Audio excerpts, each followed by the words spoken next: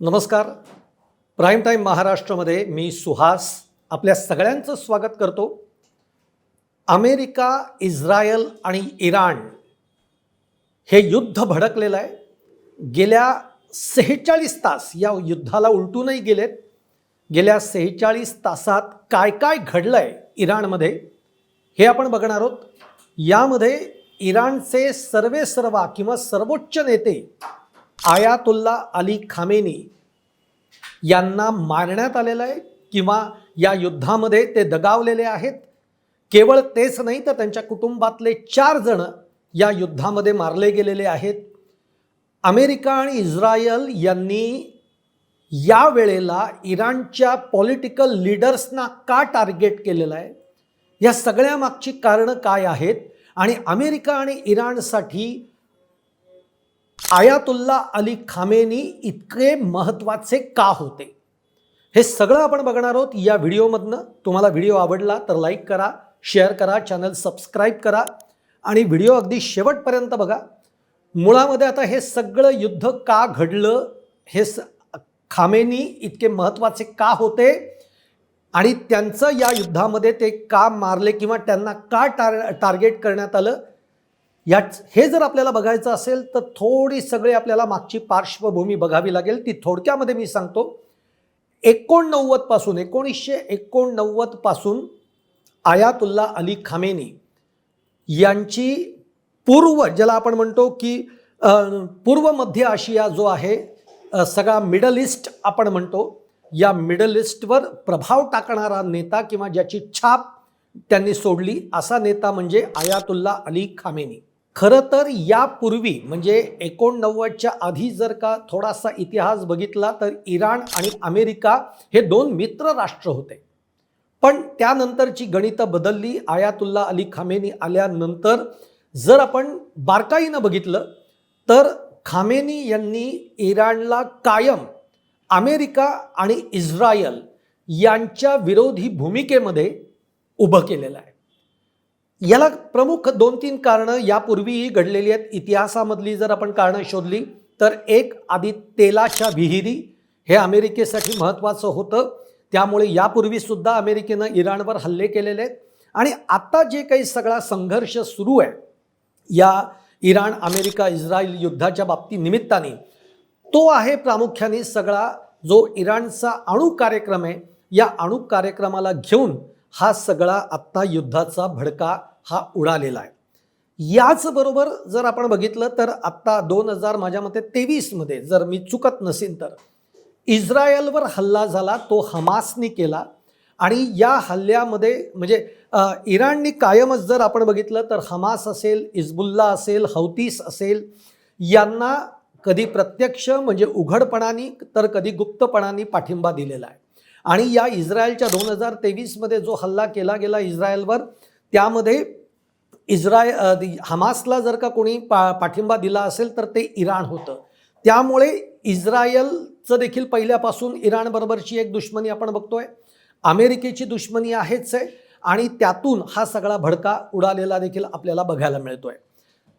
Iran हा जो देश आहे, आता मुस्लिमांमध्ये जेव्हा आपण बघतो, मुस्लिम राष्ट्रांमध्ये जेव्हा आपण बघतो, तेव्हा शिया पंथ आणि सुन्नी पंथ असे 2 पंथ याच्यामध्ये आपल्याला बघायला मिळतात. इराण जो आहे तो शियापंथीय देश आहे. आणि मग त्याच्या बाजूनी आता जे आपण बघतोय, अबुधाबी असेल, दुबई असेल, किंवा काल याच्यावर देखील जे बॉम्ब हल्ले झालेले आहेत, हे सगळे सुन्नी पंथीय देश आहेत किंवा शहरं आहेत असं म्हणायला हरकत नाही. आणि म्हणून या 48 तासामध्ये तुम्ही हेही बघितलं असेल की इराणनी या दुबई असेल, सौदी अरेबिया असेल, बहरीन असेल, याच्यावर सुद्धा आपले ड्रोन हल्ले हे केलेले आहेत. आता या प्रमुख जे युद्ध भडकलेलं आहे आत्ता, याच्या आधी जर का तुम्ही 9 महिने गेलात तरीही तुमच्या लक्षात येईल की कशा पद्धतीने इराणवर प्लॅनिंगली हे हल्ले केले गेलेले आहेत. 9 महिन्यापूर्वी सुद्धा इराणला टार्गेट करण्यात आलं होतं. पण त्यावेळी जेव्हा इराणला टार्गेट केलं गेलं त्यावेळेला इराणचा जो अणु कार्यक्रम आहे आणि त्या निमित्ताने त्याच्या ज्या काही सगळ्या वेगवेगळ्या साईट्स आहेत, या अणु कार्यक्रमाच्या साईट्सना लक्ष्य करण्यात आलं. आणि त्या उद्ध्वस्त करण्याचा प्रयत्न हा अमेरिकेकडनं केला गेला. पण मग खरंच त्या उद्ध्वस्त झाल्या का? पूर्णतः इराणचा अणु कार्यक्रम जो आहे तो कोलमडून पडला का? या बाबतीमध्ये आत्ता खात्रीशीर आपल्याला काहीही सांगता येत नाही, परंतु तो पूर्णतः उद्ध्वस्त झाला असेल याची शक्यता खूप कमी आहे. आणि म्हणूनच पुन्हा एकदा हे हल्ले हे चढवले गेलेले आहेत असं म्हणायला हरकत नाही. पण या हल्ल्यानंतर 9 महिन्यापूर्वी केलेल्या हल्ल्यानंतर जर का आत्ताचा हा हल्ला आपण बघतोय जो अमेरिका आणि इस्रायलने केलेला आहे, याच्यामध्ये जर त्यांनी टार्गेट कोणाला केलेलं असेल तर या वेळेला त्यांनी इराणचे जे पॉलिटिकल लीडर्स आहेत त्यांना टार्गेट केलेलं आहे.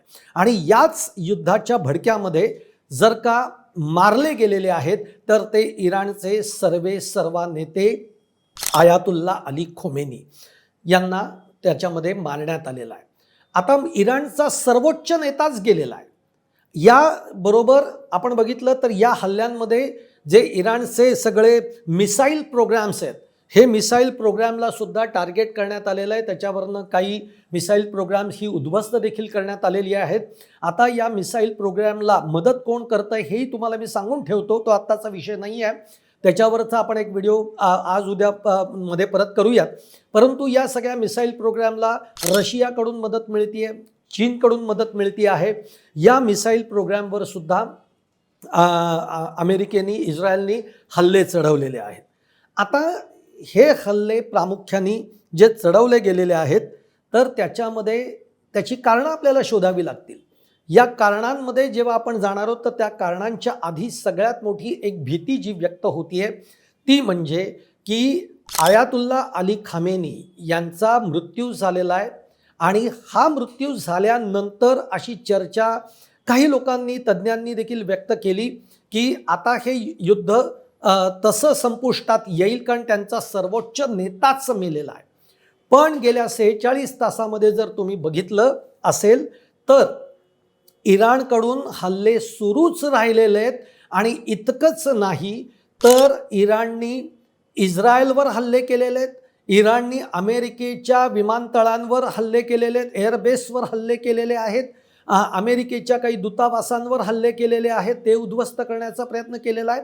आणि त्याचबरोबर या दोघांचे जे मित्र राष्ट्र आहेत, बहरीन आहे, सौदी अरेबिया आहे, दुबई आहे, यांच्यावर सुद्धा ड्रोन हल्ले केलेले आहेत.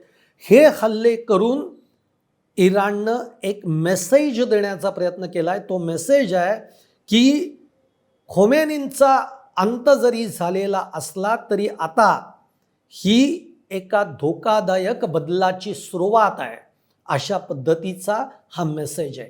आणि खरंच हा मेसेज जो आहे हा जगाला आहे की खोमेनींचा अंत म्हणजे आता एका धोकादायक बदलाची सुरुवात आहे का ही, याकडनं या दृष्टीनं सुद्धा आता जगाला या युद्धाकडे बघावं लागणार आहे, अशी देखील स्थिती आहे. आता या कारणांकडे जेव्हा आपण बघतो तेव्हा इराणचा जो अणु कार्यक्रम आहे तो गेली 20 वर्ष हा चर्चेत आहे. गेली 20 वर्ष हा अणु कार्यक्रम सुरू आहे.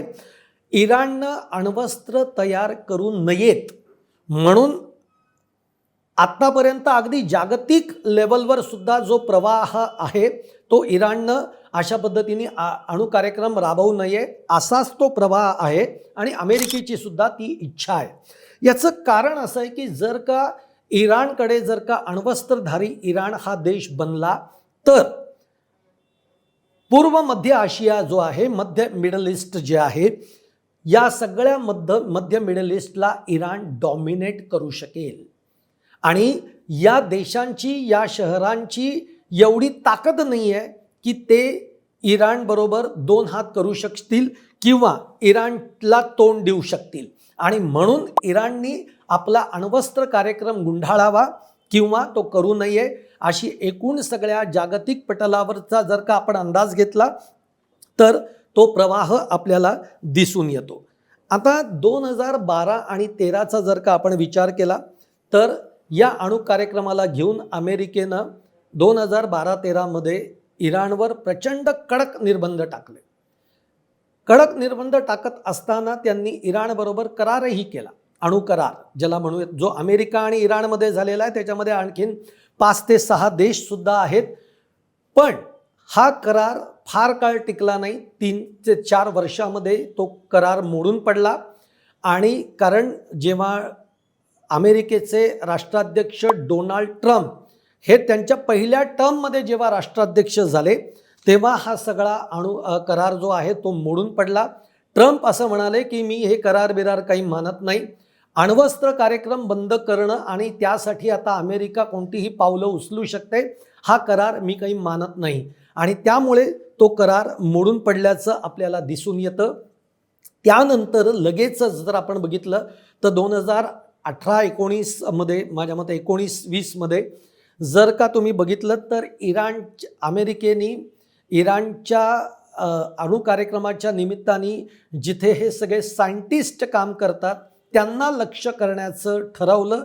आणि त्याप्रमाणे तुम्हाला आठवत असेल तर इराणचे एक महत्त्वाचे आणि मोठे सायंटिस्ट सुलेमानी यांना वेचून लक्ष्य करून त्यांना ठार करण्यात आल्याची देखील बातमी ही आपण बघितलेली आहे. 2023 मध्ये जसं मी सुरुवातीला म्हटलं तसं हमासनी इस्रायलवर हल्ला केला आणि त्यावेळेला हमासला जो सपोर्ट केला होता तो इराणनं केलेला होता, हे देखील त्यावेळेला समोर आलेलं होतं. आणि म्हणून त्यामुळे पुन्हा एकदा आपण बघितलं तर इराण आणि इस्रायल यांच्यामध्ये या निमित्तानं पुन्हा एकदा हा सगळा भाग केंद्रस्थानी आला.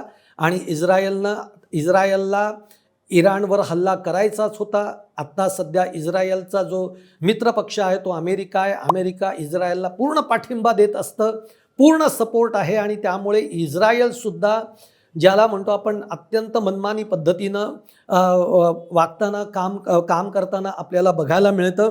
आणि त्यातूनच आपण बघतोय की इस्रायलनं सुद्धा इराणवर हल्ले केल्याचं देखील आपल्याला बघायला मिळतं. आणि म्हणूनच 9 महिन्यांपूर्वी देखील मी जो पहिल्यांदा उल्लेख केला तो 9 महिन्यांपूर्वी हल्ला करून इराणच्या अणु कार्यक्रमांना त्यांनी त्यामध्ये लक्ष केलेलं आहे.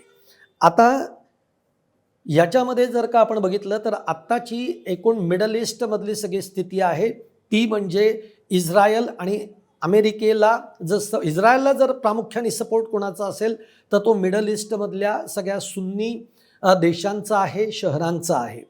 आता आत्ताची जी स्थिती इराणची जर आपण बघितली तर इराणची अवस्था म्हणजे इकडनं अमेरिकाचा सपोर्ट आहे, इकडनं आत्ता इस्रायल हल्ले करता आहे. हे सगळे बाकीचे देश मिडल ईस्टमधले जे आहेत ते इस्रायलला सपोर्ट करता आहेत. आणि आता तर आजची सकाळची जी बातमी आहे ती म्हणजे युरोपने देखील अमेरिकेला पाठिंबा द्यायचं ठरवलेलं आहे. थोडक्यात इराण जे आहे ते इराण अक्षरशः एकटं पडल्यासारखीची स्थिती ही सध्या आपल्याला बघायला मिळते. म्हणजे आपल्या मराठीमध्ये जेव्हा आपण म्हणतो ना कधी कधी की मांजर असतं बघा, मांजराला आपण एका बंदिस्त खोलीमध्ये जर का मारायला गेलो तर मांजर हे एक कोपऱ्यामध्ये सरकतं, ते कोपऱ्यात जाऊन बसतं. आणि त्यानंतर मग मांजर अत्यंत आक्रमक पद्धतीनं किंवा चवताळून समोरच्यावर हल्ला करतं, कारण त्याला त्याशिवाय पर्यायच राहिलेला नसतो.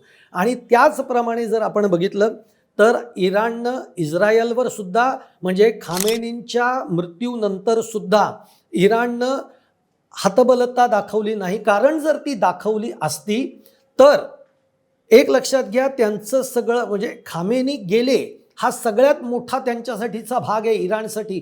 पण आपल्याला जर का आपलं राष्ट्र देश जिवंत ठेवायचं असेल तर अजून आमची राजनैतिक ताकद ही संपलेली नाही आहे, हे इराणला दाखवावं लागणार आहे. आणि म्हणूनच इराणनं त्यानंतर लगेचच खामेनींची हत्या झाल्यानंतर म्हणजे त्यांचा मृत्यू झाल्यानंतर लगेचच इस्रायलवर हल्ले केले, लगेचच त्यांनी अमेरिकेच्या एअरबेसवर हल्ले केले, दूतावासांवर हल्ले केलेले. आणि हे हल्ले करत असताना बहरीन असेल, सौदी अरेबिया असेल, दुबई असेल या शहरांवर सुद्धा त्यांनी लक्ष केलेलं आहे. आज ही जी शहरं आहेत, हे जे देश आहेत, हे आज आधुनिकतेचे म्हणजे आयकॉन्स म्हणून समोर येत असताना इराणने सुद्धा जे लक्ष केलेलं आहे ते सुद्धा तुम्ही बघा. आज दुबईमधल्या अशा काही इमारती आहेत की ज्या जागतिक सगळ्या पातळीवर चर्चेचा विषय बनत होत्या त्यांच्या सगळ्या वैशिष्ट्यपूर्ण बांधणीमुळे. अशा इमारतींना इराणनं लक्ष्य केलं आणि त्याच्यावर देखील हल्ले केलेले आहेत. आता हा नेमका मेसेज काय आहे, म्हणजे हे हल्ले करण्यामागचा इराणला मेसेज काय द्यायचा आहे? तर इराणला मेसेज हाच द्यायचा आहे की आम्ही संपलेलो नाहीत, आमची ताकद कमी झालेली नाहीत.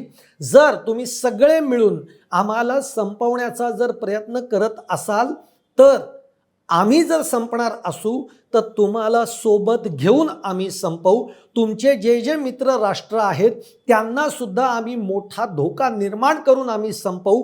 हे इराण सांगू पाहत आहे. हे इराण कोणत्या ताकदीवर सांगू पाहतं ते एक लक्षात घ्या. मी जसं सुरुवातीला म्हटलं तर इराणचा अणु कार्यक्रम हा पूर्णतः म्हणजे बंद पडलाय का, मोडकळलाय का, तो स्थगित झालेला आहे का, किंवा त्याच्यावर हल्ले झाले तो निकामी झालाय का, तर या बाबतीतली कोणतीही माहिती नाही. त्यामुळे अणु कार्यक्रम अजून जर चालू असेल तर तो एक मोठा धोका आहे. दुसरा धोका, आज इराणकडे तेलाच्या विहिरी आहेत. जर इराणनी ठरवलं तर या विहिरी पूर्णतः त्याच्यामध्ये ते बंदी आणू शकतात आणि याच्यातनं खूप मोठं आर्थिक नुकसान हे जगाला सोसावं लागू शकतं. त्यामुळे इराण या पद्धतीच्या धमक्या देत आहे. आणि आता या पद्धतीने जर का इराणच्या कृतीकडे बघितलं तर भविष्यामध्ये हे युद्ध लगेच संपेल तर ते लगेच संपणार नाही अशी एकूण आपल्याला स्थिती बघायला मिळते. पण या युद्धाचे आणि हे युद्ध जितकं चालेल तितकं या युद्धाचे परिणाम हे जगावर उमटणार आहेत, जगाच्या अर्थव्यवस्थेवर उमटणार आहेत, सामाजिक व्यवस्थेवर उमटणार आहेत. अशा पद्धतीने आपल्याला या युद्धाकडे बघावं लागणार आहे. आणि म्हणूनच मी जे माझ्या या सगळ्या व्हिडिओचं जे एक थंब दिलं आहे किंवा जे टायटल दिलेलं आहे ते म्हणूनच असं दिलेलं आहे की खामेनींचा अंत हीच धोकादायक बदलाची सुरुवात आहे का. कारण खऱ्या अर्थाने आता याच्या पुढच्या काळामध्ये तिसऱ्या महायुद्धाकडे जाण्याची ही वाटचाल ठरू शकते. अशा पद्धतीची स्थिती ही आत्ता मिडल ईस्टच्या सगळ्या या अशांत टापूतनं आपल्याला बघायला मिळते. तुम्हाला माझा हा व्हिडिओ आवडला असेल तर लाईक करा, शेअर करा, आमचं चॅनल सबस्क्राईब करायला विसरू नका आणि तुमच्या देखील कमेंट या कमेंट बॉक्समध्ये जरूर टाका.